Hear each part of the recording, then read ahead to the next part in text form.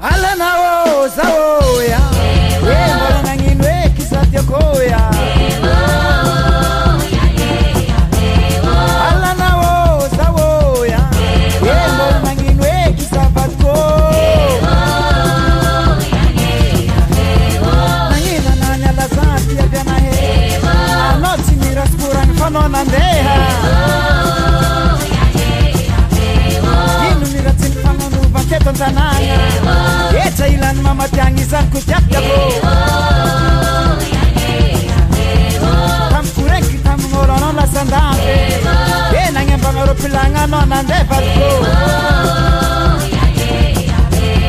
Yenu nurana mbetko nombo na ingimiye Azati mabidi dieti tamtakansawo Alanawo zawo ya Yenu nanginwe kisatyo koya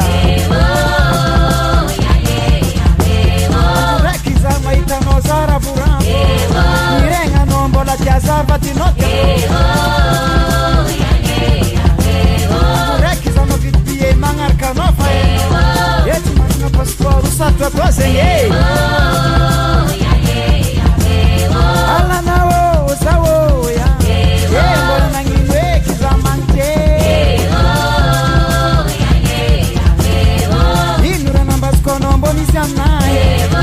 Katika mapala yelu nitola rerke vyako Nangu mana dala chimarala vie Na matandi kalala kitukola hosa mkiana Mabandi muasiko Chimeti kureri kwa Ziroto bosi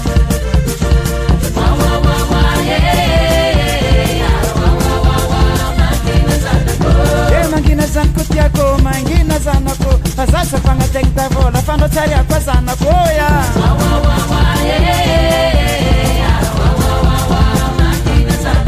Mangina nona nyakumofo, mangina zanko tiako Vidan kugalia seki, mangina bebe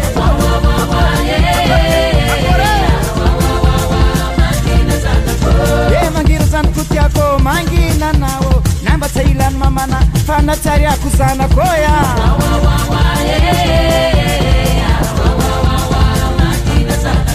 Tarani karakara sasa mangina sana ko Anayed nireteret ya nahi, ana taria kusana ko